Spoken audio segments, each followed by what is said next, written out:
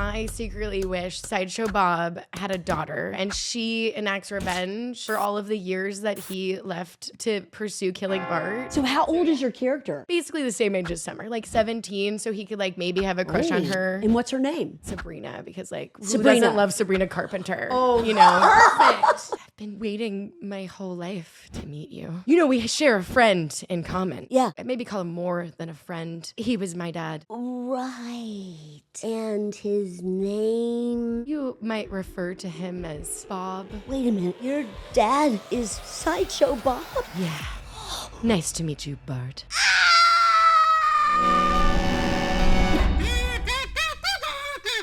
I have to tell you, I am a bit of a fangirl. Oh, really?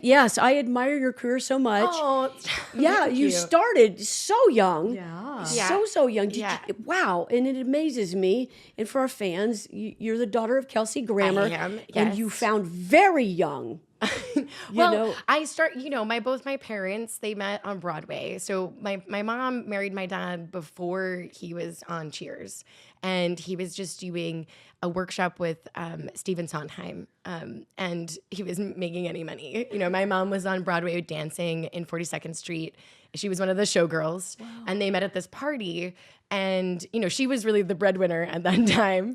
And they just, you know, fell in love. They were young. It was New York. It was the 70s. I feel like it's easier to fall in love 40 years ago. Yeah. So I kind of grew up around performing.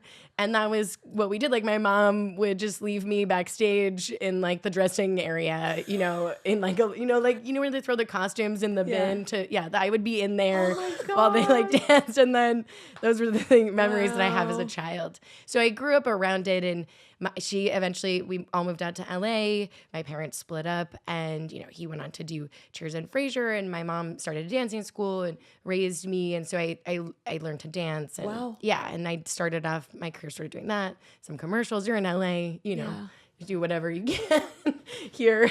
Yeah. And then you found out you really had this ability. It was sort of a crazy thing. My parents, or my mom in particular, had a parent who said, you have to know what you want to do by the age of 12. And I was like, oh, okay, sure. So I thought I wanted to be a dancer, and it's a really short career and really rigorous and not well paid. So I thought, okay, well, I love performing, so I'll try acting because I can do it for a really long time, you know, until I die, you know, because you always need everyone of all ages. So that's why I went into it. So Rick and Morty is very improv heavy. It feels that way. Oh, it feels that way. Obviously, you have a script. Yes. Yeah, but they welcome. I mean, certainly on The Simpsons, we will just ad lib whatever, and if it makes it, it makes it.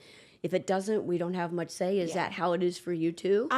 Sometimes, there's opportunities for us to improv a little bit. Like I think the beginning of the seasons were because, you know, the writers and creators were also voicing things. And as we've gone along and the machine has become the machine of making a TV show, you know, it's harder to just improvise things unless you're very, very clear that that's exactly what you want, because you have people animating at the same time now while we're recording. So if there's a big rewrite, which we have a new giant rewrite, so we have to re-record all of an episode, but it's so fast now, we have so many extra animators that they can just like animate it.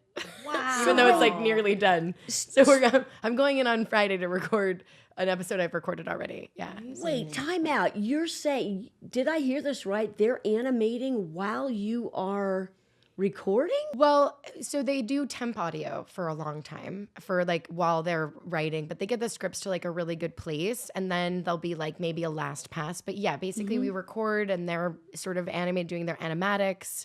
They don't do it to our recording. Okay, I took it literally. Sitting there. No. But they're doing their animatics and their storyboards and stuff at the same time, and so then it's slow. It's like a slow build, you know. Like as an animatic is just like a black and white sort of, you know, it almost looks like stop go animation. It's just like a storyboard sort of moving around, and then they slowly fill that in. Right. You try to get it all done before your animatic is done, before they really set it to color, set it to like the proper character designers and stuff like that. But sometimes we get in a situation where they have to start over a little bit if they don't think it's funny enough. and we go again. Wow. Yeah, that sounds familiar. Yeah. I mean, the standard is very, very high on Yeah. the show, and they're trying to keep that standard high. Yeah. I'm sure they're working their butts off. They are. Way yeah. more hours than what we're putting in.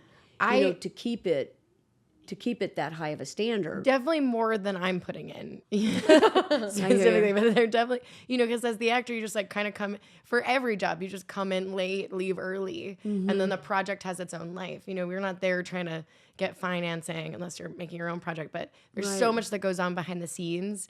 And the actors kind of just get a lot of the glory, but so much is dedicated to creating a world beyond what I do. I feel like the show's been on for so long, 14 years. It's been my son's whole life. I've been on this show. So I've seen it grow from this little tiny thing to this sort of bigger thing to this crazy big thing and then we've had different producers and different actors playing roles. And so, some animations have dedicated just animation directors, and I think the old school of thought was that feels like a newer way to do things. And the old school thought is just like, the creators direct you, because that's kind of like, we're just making it from the ground up a lot of the time. I had found out at some point in one of those bad years where you're not making enough money, I was been asking all my friends, like, I need a job, like I need something to do. And I was on Rick and Morty, but we only made like scale or double scale at some point, which is not a lot, especially if you're only doing that one job every 2 years. So I was working for my friend at Condé Nast, I was doing like grip work, basically like setting up C-stands and holding cue cards for like actors doing interviews, because it was for a magazine. And we went down to this place called Blizzard, where they were doing these interviews with the sound designers of video games, because Blizzard is this huge like video game place. And I found out at this, and I'm just like holding like a C-stand and like a light or something, right? And they don't know that I do summer on Rick and Morty at this point. Right. Because if they knew, they'd probably think it was really strange that I was here holding it. I was like, listen, I needed $250 a day. Like, it was a good job, right? But they're talking about sound design in this way that I'd never thought about. Like, first of all, that you don't even need visual cues anymore. You just use oral cues. So like, you'll know somebody's coming from behind you because you'll hear it in your headphones or whatever, which just sounded amazing. But they said this thing that I thought was crazy. They're like, oh yeah, if we don't have any actors, like it's just like, it's just like Julie, who's animating it, just like puts the voice in. And I'm like, that's what you guys do here? You just like throw anyone in there? So I feel like the original animations, like years ago, you would just, unless you were Disney, you were just like trying to get things going. Yeah, so it was more like, there was less pressure on it. So yeah, there's more oversight now for sure on the show than there used to be. It was just like a little bit freer. It was a little less at stake. That's amazing. I mean, listening to how you did it, you guys, we have our development, our evolution of where we've gotten to, and you guys have your own history, similar. And it's very different. It's interesting. Yeah. This next thing is basically having you, Spencer, pitch us an episode idea, okay?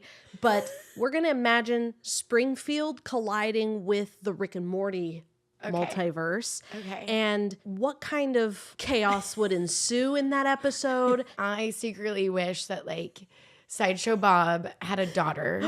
And then I got to play his daughter, and she enacts revenge for all of the years that he left to pursue killing Bart. Oh my gosh. Because she's like so angry that she was abandoned and he was just obsessed with this guy Bart. So she like takes on his plight to keep trying to kill Bart. That's my Spencer. dream. This is a genius. I think we should meet again after this podcast. I don't know. Yeah. Because I just thought, it's great. It's like super Nepo baby, like fully immersed in the Nepo baby, right? Plus we both have these like long careers as voice actors. My dad being, amazing. Like everyone loves Sideshow Bob. So how old is your character? I imagine she must be slightly older than Bart, but not like basically the same age as Summer, like 17. So he could like maybe have a crush on her. Yeah. Okay. Yeah. And what's her name? Oh my God. I'm just Does she have a name? Does she have a name? Oh, God. At this part, I didn't really think about. But maybe it could be somebody like contemporary. Like her name could be Sabrina because like who doesn't love Sabrina Carpenter? Oh, you know, perfect. You know, Multiverses and collide. she could be like short and sweet. You know, and like that in there. Another tip of the hat. Another tip of the hat to Sabrina. Sideshow Bob's real name is Robert Underdunk Bob Terwilliger Jr. There you go. Terwilliger. I don't know how you come out with a chick's name out of all that. Out of that, she Bobby. has a What if they call you Bobby? Bobby. Oh, Maybe her name is cute. Bobby. Bobby. I've been Hi, Bobby. waiting my whole life to meet you. Very nice to meet you. You know, we share a friend in common, actually. Yeah. I wouldn't call him a friend. I'd maybe call him more than a friend. He was my dad, actually. Right. Yeah. Right. And his name? You might refer to him as Robert or Bob. Wait a minute. Your dad is Sideshow Bob? Yeah. Nice to meet you, Bart.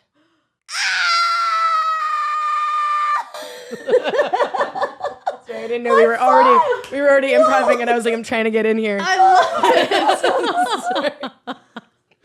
Unscripted, declassified. Wow, it's brilliant. Thanks. Well, since we're in this kind of create mode, Sure, yeah. what if like we create something, say we put you in Springfield again, and like, what if they had a college campus? I'm not sure if we've ever done that, and all 800 whatever. Oh, but, yeah, because like Greek, yeah. Yeah, we have a Greek life, the fraternities, sororities, all that going on, and like what characters would live there, and who would you voice? Would you be more of a party animal, or would you be more like Lisa, like the like a geekazoid? Yeah, I would probably play like a party girl. I think that's probably where my characters live.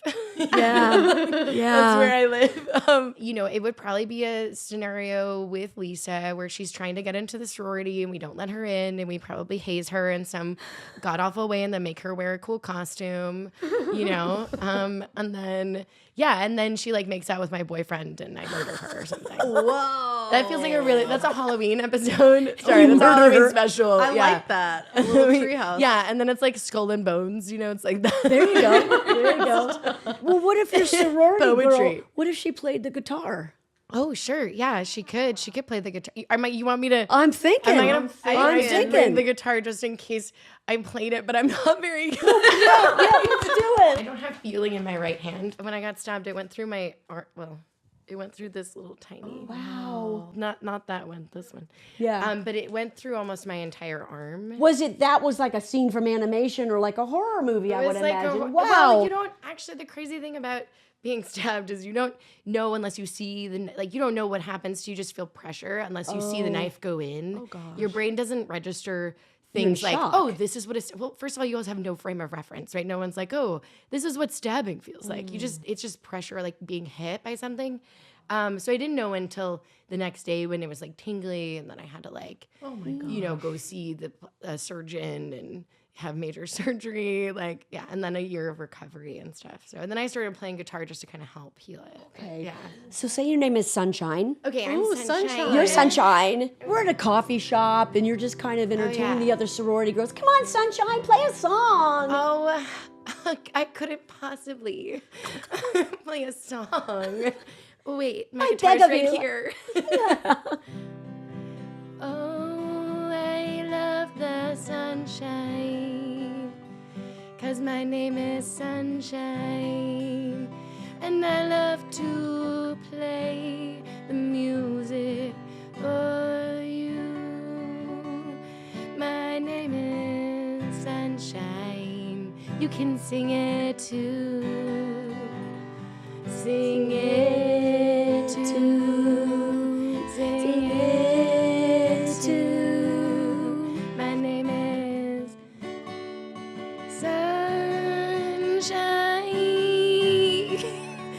Yeah. No, it gets really dark here because I want to be free. Oh, Sunshine. We love you, Sunshine. We love you, Sunshine. That was beautiful. that was beautiful. Oh my God, thank you guys so much. I always bring my guitar with me wherever I go. I love that. You got to keep playing. You keep on doing more. Yeah, I was pretty mesmerized at one point. I forgot where we were, what we were doing. I was so into the song. We were at a college campus and I was a sorority girl. Okay, that's right. Song about myself, because most musicians just sing about themselves. I mean, that's accurate. That tracks. Yeah. Okay, so if you had to mash up Springfield with another universe, we could even do Cheers. You know, the bar. We should definitely be at a bar. At Moe's? We're at Moe's. We're at Moe's. Yeah, but Moe's is like really fancy now. Moe's is like, okay. It's been done because tech companies have come into the town and they've ruined everything authentic. They've made everything feel like a fucking, I don't know, Disneyland paradise for somebody who's overprivileged and ruined every big city, but whatever. Cue it up. We got a pool table here. I'm assuming it's a bar. Yeah, no, but it's you don't use pool cues anymore. You just use like your mind. Okay. Or you blow on the balls or something silly, that's like really unnecessary. And then like everyone has to have one and like put it on their purse or something stupid. Okay, you start. Sorry. Yeah, like I also love Labubus. Like, what is that now? Yes. No one has a Labubu here, right? Do you have one? A what? I mean, see, she's like, I don't know I what one is. technically have one. Wow. Wait, what? I think you're like a Labubu person or not a Labubu person. I think that's true. And it's but like to be fair, someone gifted me a Okay. Labubu. Okay, Yeah. so what does that make me? You didn't have a choice. Yes, I didn't have a choice. It's a dictatorship now. Yeah. Okay. Of consumerism. Okay, I will go home and No, it's okay. the Labubu doesn't have to exist anymore. No, it's fine. You can have one.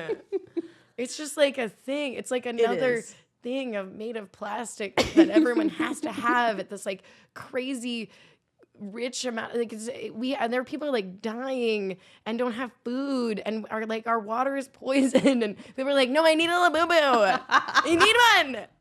I don't get one. Is it like a protein bar? Is it like, do you eat it? Like what? Labubus are You not have to technically have edible. it. Everyone has to have one.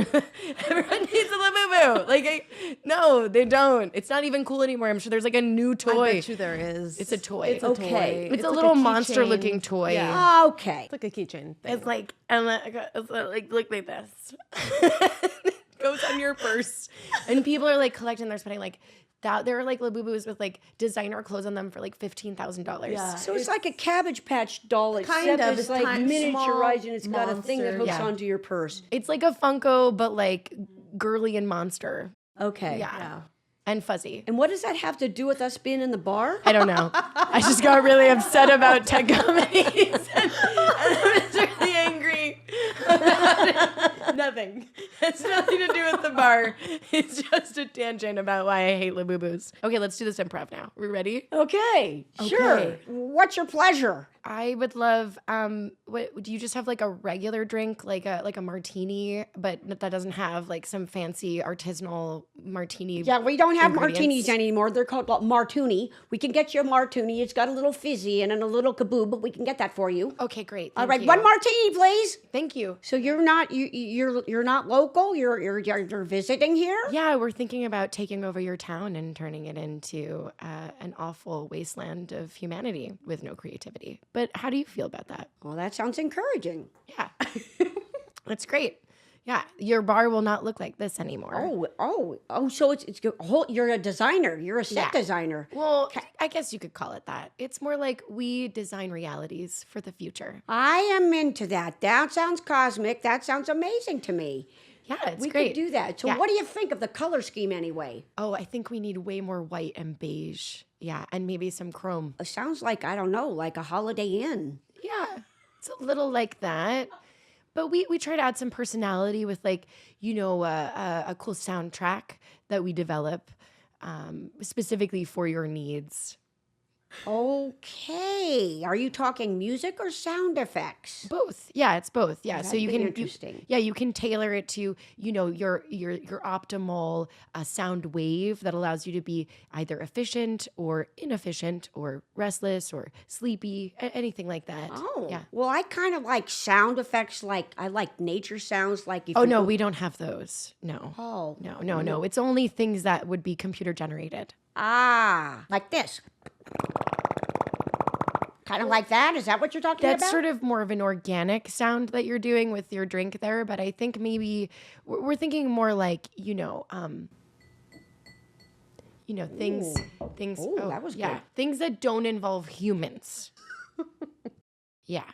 Intriguing. Is it possible to then, you charge a fee at the door? Yeah. That then the bar will benefit from that, and depending upon the class of person that arrives there, if you were the bartender or perhaps the manager, owner, founder, whatever of the place, they could get very wealthy. And could you discriminate then who walks in that door? Of course, but also we prefer to call them a subscription. So it's more like you subscribe to be able to come into the bar. And then once you're in there, you also have to subscribe to like different perks of the bar, like whether or not you want ambience, or if you want to drink or whatever, your lighting, things like that, you have to pay for those. Or your seat, you also have to pay for. And then if you don't want ads, you have to pay for that too. But it's a subscription, so it's your choice. And you don't actually get to like enjoy the drink or anything like that. It's not yours to have. You have to just leave it there until you pay for it. Drinks on her. That was cool. Sorry, guys. That was kind of cool. Dang. Okay, so moving right along, because on Rick and Morty sometimes it's really funny, but then it turns heartfelt. And how do you, as a performer, navigate through that flip? That's, I think, the easiest thing for me to do. I feel like that's how I just exist in the world. Maybe I'm just crazy. I guess it's easy. Like, emotion is just something that exists underneath the surface all the time for me. But yeah, I mean, I think I don't know where I got kind of funny from, because I'm also like this dark goth girl inside who's like always depressed and sad and crying. And then there's the part of me that's completely like bubbly, and that's the characters that I play are like these really bubbly, which maybe is just this mask that I've worn most of my life. I think it's part of like a portrayal of femininity that I'm supposed to have, and it's like dress up for me, I guess. Mm-hmm. And so I got good at doing that. I mean, that's like the acting thing. You get good at like playing different masks. And when I started my career, it was very much like, you're going to be an American girl next door. There was no like fusion of identity politics with creating this persona. It was like a persona, and then you as a person, and you would always live this dichotomy of, this is my persona to the world, this is what I portray, and then this is who I am in real life.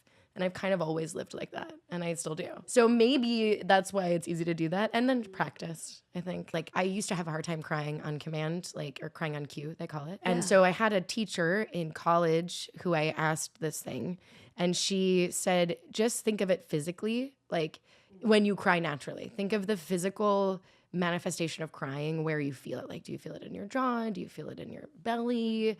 Do you feel it behind your eyes? Do you like, where do you feel it? And then if you can remember that feeling, then crying, you'll remember the feeling of what crying is sometimes, and not necessarily crying because, oh my God, I'm so sad. Right. Yeah. My dog died. Like, that's too hard to recall because you eventually move on past grief. But for me, like, physicality is a big thing. So it really helped me get to crying. I mean, like, now I can think about crying right now, and, and also that you always want to hold them back. You don't cry. Like, you don't like throw the tears out there. You don't like let, people do that. And now I'm just doing that. That was really good. Dang. I was almost crying. That was a sketch. That was a total sketch. Dang. Anyway. Spencer, that's so but yeah, like, I feel some people get paid to do that. That was amazing. They do. This is a podcast, and you're giving it for free. And this is FYI, amazing. a tear was in her eye, welled up, ready to fall down the cheek. You know, That I was always incredible. What is the quote? There's like that famous who is the famous actress who said like which eye do you want me to cry from? Who is that? It's Joan Crawford. Yes. Was like apparently she was like, well, which side? Yeah. And I was like, we aren't there. We have not reached that level yet. Wow. But I will tell you that my left usually cries before my right. So just so you're in the future. Oh my gosh. So make sure we put the camera on. Yeah. On If that you want side. like Okay. one tear, it'll come first from the side. That's just Solid. the way this one works.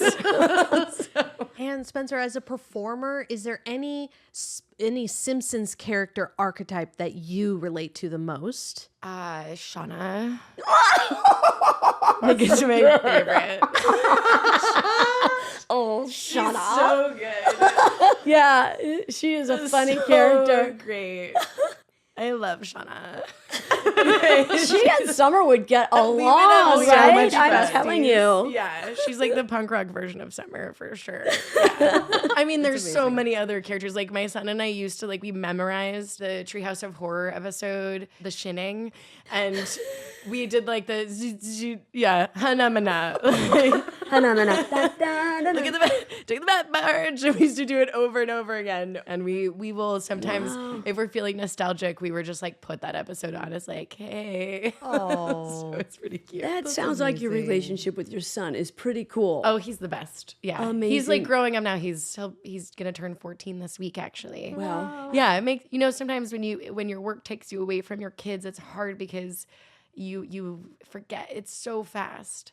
You know how fast they grow up. It's crazy that he was just like this little 8-year-old, and we were in upstate New York watching The Simpsons, and now he's a teenager. I know, he's you know, getting with a hair underneath his girlfriend or armpits whatever. and Yeah. smelling and all that stuff. Yeah. All the guy stuff that happens. Yeah, it's Burping, really- farting, I and know. getting people to laugh inappropriately. Yes, yeah, that exactly. But yeah, I know. I being a mom is the best. It's a different role, but it's an incredible journey. That's cool. So Spencer, your dad, Kelsey Grammer, Yeah, famously voices Sideshow Bob. he does. Okay, yeah. so if Springfield gave you a character to square off against Sideshow Bob, who would you play? I just keep pushing them. Like his daughter comes back. She's been neglected by him her entire life. She enacts revenge on her father. Whoa. I'm just kidding. No, that's one option. Maybe she's better at musical theater than he is. Oh. You know, maybe okay. that's the thing. That's juicy. Oh, boy. And they do like a boat battle, right? Where they try to outsing. Oh, they outsing each other. Oh my God, maybe. that's really? And it What's that ends called? in her, I don't know. And then it ends in one of them, she ends up just being like, oh, whatever, I'm just going to shoot you anyway. Like on she Jimmy just- Kimmel, how they sing and they do that like a competition. sing-off. Sing off. Oh, yeah, like a sing-off. Some enchanted evening, you will meet a stranger. See, that would be creepy. You will see a stranger, across a crowded room. And someday you know in your heart. I'm turning into my father a little bit in this. Love it. this podcast. Yeah, I'm like, oh, did you want me to sing for you? Yes, I will, of course, sing for you. This is a tribute to your dad.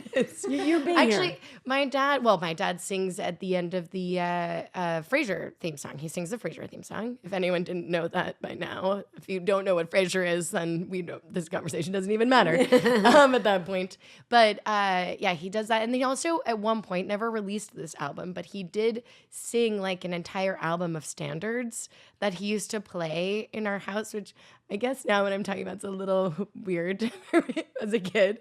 But he sang, it's a wonderful life and stuff like that. Beautiful songs. He's an amazing voice. Yeah, Your incredible dad, singer. it's funny, but when he would come on to The Simpsons, there's not a whole lot of time to, like on an on-camera sitcom, there's a lot of sitting around time. They're rehearsing over there. You're getting your costume, whatever. But on The Simpsons, we just go, we do our job, and we're done. Yeah. But so your dad would come and do his job, and we'd all just be amazed because he was so into it and so did it so beautifully. So I didn't get a lot of time to really get to know him. But it wasn't that long ago. We were at a Comic-Con together, and it was like we had a little time and to hang out a little bit. Yeah. I treasure that. It wasn't even that long, maybe an hour. We were taking our photos with fans and stuff, and he's sharing these anecdotes with me, and I'm like, I can't believe that I'm sitting here with you. And yet you've been on The Simpsons for 40 episodes. It's like so bizarre. Yeah, no, that's the thing. I think most people come up to me well, not as much anymore, but yeah, people would come up and always say like, oh, I love Sideshow Bob. I can't believe that's your dad. That's crazy. Yeah. So I'm curious about what is your viewpoint regarding the differences in comedy, live action, and animation? I was such a newbie to animation. I was pregnant and I was they were like, oh, if you're gonna have a baby in October, like we're not gonna test you for this show. And I was like, oh, can I get into this voiceover thing? Like people do this, right? Can I do this thing? Like, how do I get into it? Wow. And at the time I was with the UTA and they had a voiceover department. So I met with them and started auditioning and I got Rick and Morty, which was such a blessing. Wow. Right? You were kidding. And so it wasn't something I even had planned on. I just like, oh, cool. We'll just supplement. We'll just figure it out. And Rick and Morty took forever to get started, though. It was like we recorded it and, we only have 8 seasons out right now, and we've been doing it for 14 years. So it's been like a slower kind of. You're kidding. But now we do them like every year, now we do them. But for a while it was like 1 season every 2 years, 2 or 3 years. And then, those first like 3 to 4 seasons. Yeah. That was real dedication. Yeah, I mean, I had been at some point asked to leave the show.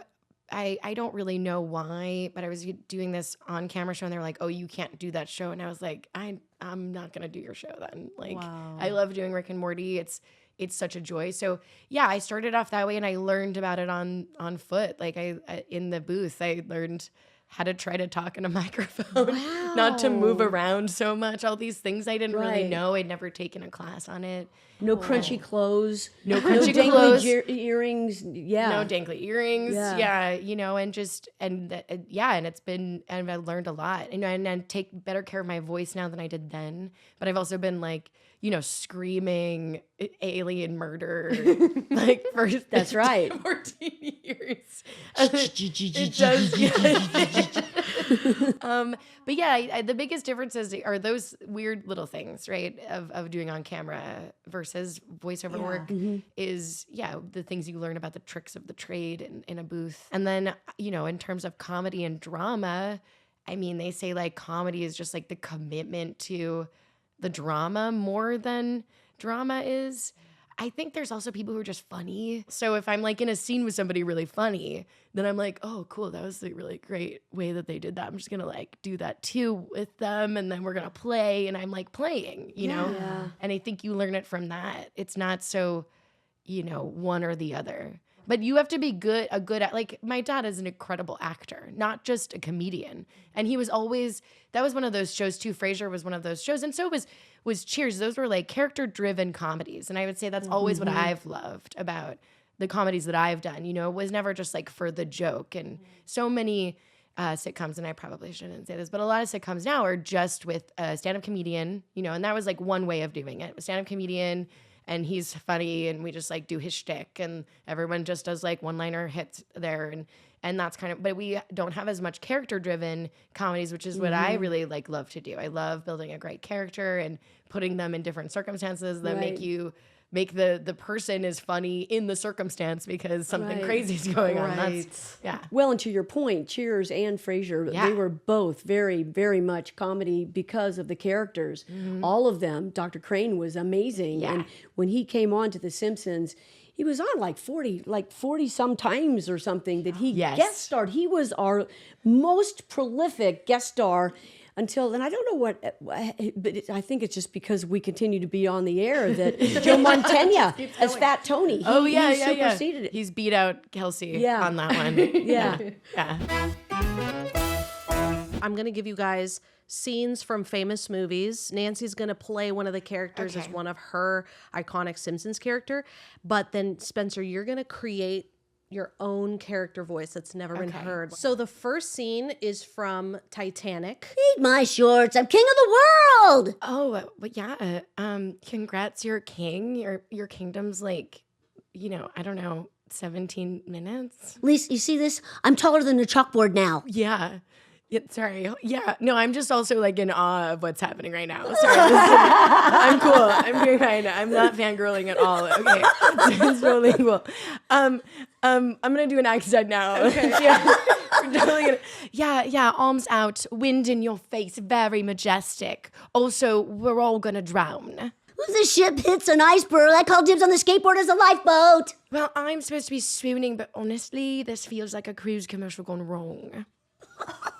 That's incredible accent. It's perfect. It's perfect. The next scene's from The Matrix, the famous red pill, blue pill scene. Wow, so Springfield's not real? You mean Millhouse is just code? This is your last chance, Ralph. After this, there is no chalkboard gag, no couch gag, just reality. If I take the blue pill, I go back to Krusty Burger. If I take the red pill, I find out where Principal Skinner really comes from. Take the blue pill, you wake up in detention. Back to your no more pranks. Take the red pill and you find out Mr. Burns is an alien lizard who controls the power plant with Wi-Fi. Okay, but which pill comes with fries? And cut. So the next scene is from the movie Jerry Maguire. Show me the wedgies. I'm serious, man. Show me the wedgies. No, you gotta yell it into the holy multiverse hears you. Okay, got it. Now repeat after me. Nelson gets free arcade tokens for life. Say it. I don't want money. I want pizza coupons, like laser tag credits, and a portal gun that doesn't explode.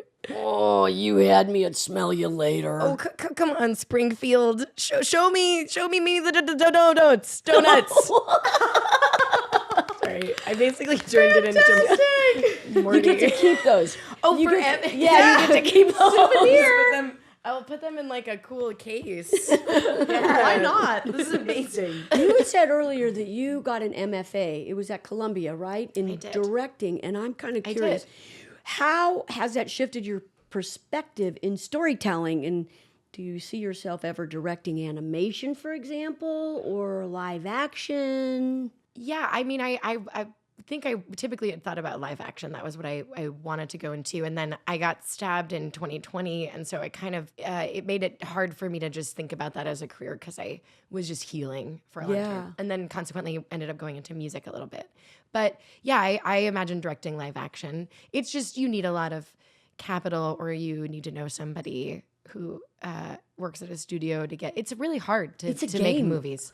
Yeah. It's a wild game. You're right. Really it's hard. Probably politic. It's probably, knowing who and you got to kind of earn your stripes, so to speak. And I think typically, not to make it a sexist conversation, but I think women don't get a lot of second chances in general to, I mean, I feel like, the whole 50-50 by 2020 came and went. It was like 50% of the directors would be female by 2020 and it's 2025 and we still aren't at that place either. Wow. So I think I got into that originally, but also, women don't get the opportunity to make bad movies. If you make a bad movie once, you don't really get a second chance the way that men can just make like bad movies over bad movies. And, I talked to other women who were older than me who had tried to direct years ago. There's more opportunity now for sure. They just said, I didn't have somebody put me under their wing and like make me a director the way that it's kind of a boys club. It gets like that. So yeah, I mean, I would love to, but at the moment I'm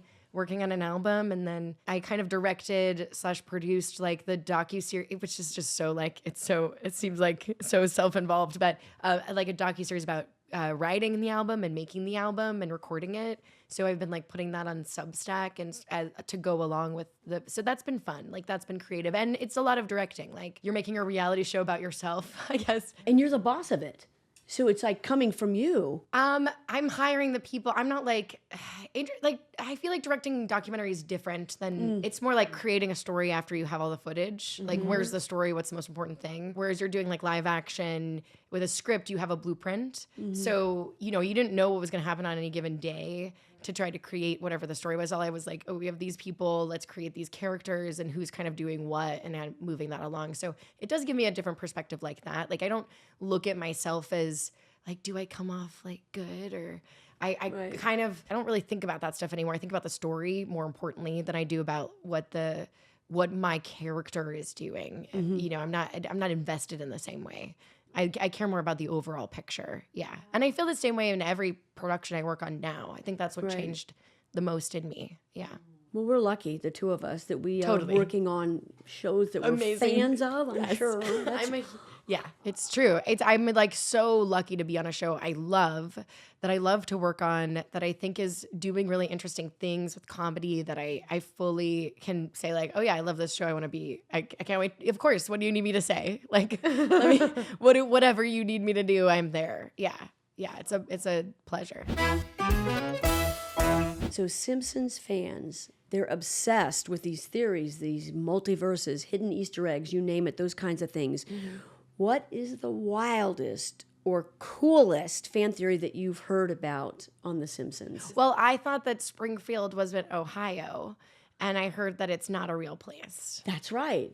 But there is a Springfield, Ohio. There's a Springfield in almost every state. Yeah. Like was 36. What somebody told me. I think it's 36 states. Yeah. It is like it is the most common name for a town, and that's why he picked it. It's genius. But there's some things like there's like all these things that were predicted. Right, like Trump became president. I feel like I was watching him and like, oh my God, I can't believe this happened. Yeah, and it was in The Simpsons first. That's right. You know, before it was even an idea. I think it was in The Simpsons. Where was it somewhere else? No, they did predict the president thing, the escalator. There's like a scene where Trump's coming down an escalator, and The Simpsons did it. A lot of fans think that they did that before Trump was on the escalator, but. Turns out Trump was already on the escalator. He had already been on the escalator. Okay. But the prediction of He's been on an escalator in his life at least once. That's just shocker. A shocker. Very, very controversial. So do you have one, or do you want to make up one? Should we start a rumor? Should we start a rumor? Yeah, I think there's a rumor with Sideshow Bob. There's something probably he's got this daughter that that feels really betrayed that he abandoned her, and maybe it's just like a fan fiction thing. I like it. When you're doing comedy, I mean, when you're putting things in the world, right, like media things, you actually create a lot of things you don't like. Star Trek has done this.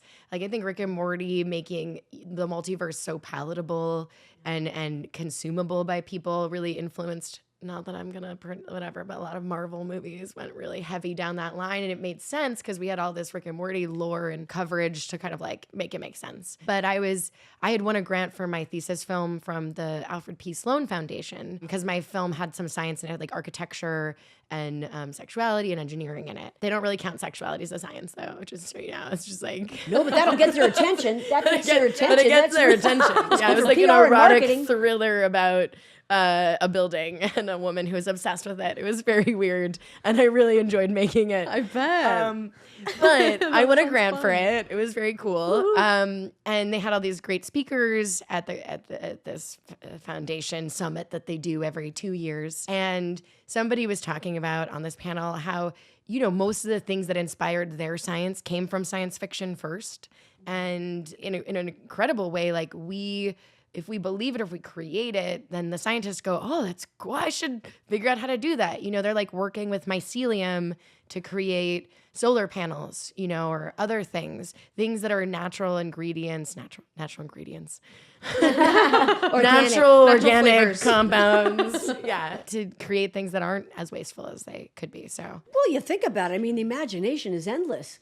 You can create anything, and you look at your creativity. Where are you getting that from? It's like you go, wow, you just pull that from your mind. I don't think there's anything new. I think everybody is like, their writers write down from their imagination, which I don't know. That's my belief. Yeah. I think they really see that it's true. There's this like thing I call, I don't know what you call it, but like I think as an actor, it happens, or any artist, you'll have like this moment where it's just you're doing this performance that's just so good, but you don't remember what you're doing. You don't know how it happened. And you're just like building your skills all the time to try to get that feeling again where it just like flowed through you. I always call it the movie gods or whatever, but it happens it happens in so many other places now for me, like with writing music or writing poetry. And it comes at the craziest times, like epiphany comes when it comes, you know? So sometimes it's in the middle of the night, I wake up and I write down some song lyrics. Your artistic muse. Yeah, but it's like this thing outside of you. It's in us too, but it feels like it comes from somewhere else once you learn how to unlock it. I'm getting really LA woo-woo right now. I can't. It's too much. But I think it's there. I think we all have the potential to find it. It's just really hard because there's so much noise now with like the internet and like social media and everything, like the news, all the things. And you really get it when you're somewhere quiet or like in nature or somewhere like where you can breathe, you know, we just have all these like things on us all the time, you know, electricity things on us all the time. We can't be free to just live and experience, you know? So let's get to that. Let's do that. Or do some grounding. Let's go walk on some Let's sand. put our feet on the ground. Yeah, it's like touch grass, you know, they say touch grass. Okay, so Spencer, we've got some fan questions for you. At Russell Williamson Photo asks, who's been your favorite voice actor to work with so far? All right. I did actually do a voiceover job with Steven Glickman, who is great. He's a great actor, but he wrote and directed this animation, and I play his ex-girlfriend in it. And we actually recorded it together. And it was the same producer who did Storks. Oh, okay. And so Storks also, my dad was in that one too. Funny enough. Hey, Dad, just giving you a shout out all the time. They recorded in the room with people, so it was more like an improv and doing a scene. And I like really missed that it's so different than, you know, I go through the whole scene and I say the other people's lines in my head. And yeah, so I guess Steven for now, because that's because that's the one I just did it with. So amazing. I miss the original way we did it. Did you guys used to just do it together? A big sound stage. All we had our stations and everything, like old radio. What? Yeah, and I wasn't. Yeah, but Let's it's like do we had that again, like right? some people would sit on regular chairs, others would sit on high stools. I always would stand. My breathing was a lot better when I could stand up, and I just felt it a little bit better. But we had a little table there, and we didn't take lunch breaks. We just ate in between. I mean, if you're in almost every scene, it's like you just kind of do a nibble here and there. Miss it. My water broke. I'm out of here. It's like, that would happen too. Yeah, no, it did. Yeah, no, I was like 8 months pregnant when I did the first episode of Rick and Morty. Oh my God. I was.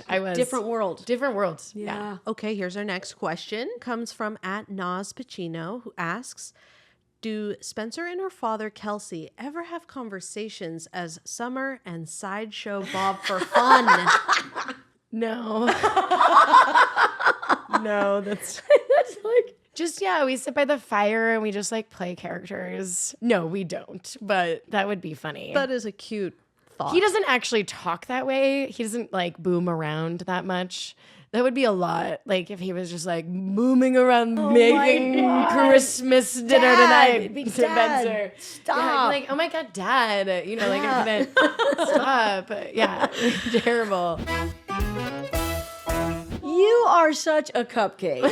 You are. You're a cupcake that swears. I kind of, it's like you're so diverse. Thanks. Thank you. What's next, Spencer, on the horizon? What's got you pumped? What are you looking forward to? I'm playing some music. I don't know when this show airs, but I'm doing like 4 shows in London, actually around London, opening for some bands and stuff. Kind of like we're just doing the grassroots effort and then I'm headlining at this place called the Crawford Arms, which is cool. And then I have this short film coming out that was directed by Steven called Enormous, and it's really sweet. It's about this guy and his pet and a breakup. And Rick and Morty. And then I have this like docu-series that I put on Substack as like the new kind of place. So I have a new episode that I'm putting up this Friday. And that's sort of about my music journey and stuff like that. Yeah. So we only have like a few, like 20 people who are following us. We're like on our way up, you know, but a friend, my band is called Bell and Chain. Yeah. Those are the things. So fun. I can't wait to listen. Thanks. Yeah. And now I'll be releasing like a single, I think in November. Yeah. Awesome. My gosh, you're doing a gazillion things, girl. It's amazing. It's like a little, when you're trying to make anything, it's like a mini company though. It's not like you're talking to design, like if somebody design a t-shirt, you're talking to like all these people, you're trying to sell merch, you're trying to come up with, and you have all these crazy ideas. Like I want to make this is a crazy idea, but I want to make non-alcoholic tiki drinks, like canned tiki drinks. They're like bell and chain themed. Cause I do love tiki drinks and they're Do they fun. come with umbrellas? You know what? They will. They'll come with a little umbrella on the side. See, I'm recreating it now. Yeah. But yeah, I kind of want, I don't really drink anymore. Like I do occasionally, but it's hard when so much of culture is like surrounded around drinking, especially as a musician. It's like, yeah, come out and like you get a cut of the bar and you're like, I don't want people drinking that much. So yeah, I'm trying to come up with alternatives for that. That's wonderful. That's great. Yeah. That's great. We'll definitely be drinking those. Once Thank again, you guys. you are so welcome. What a pleasure. Yeah, a pleasure. Truly. Like, I mean, a dream come true to like sit here with you and all your voices that you can do. It's so incredible. Like it was. Well, thank you. Yeah. I was like, oh my God, we're doing this. It's happening. We're doing this right now. So yeah. You're awesome. Such a pleasure, man. So good. That's so. Bart would never say that Oh my unless God, he's Bart, got you're a so crush on that sweet. girl. Yeah. Like the The daughter of Sabrina. 17-year-old. Yes. Yeah. Sabrina. Oh, Hi. I get a little shy. I know around one you. of my favorite episodes is the one where the preacher's daughter. Oh, yeah. It's so good. Meryl Streep. Oh, that's Yeah. Meryl Streep. Helen- That's yeah. right. So good. Jessica Lovejoy. Yeah, Jessica Lovejoy. Yeah. Yeah. So that was one of my favorites. She's just so evil to him. So good. Show's over, losers.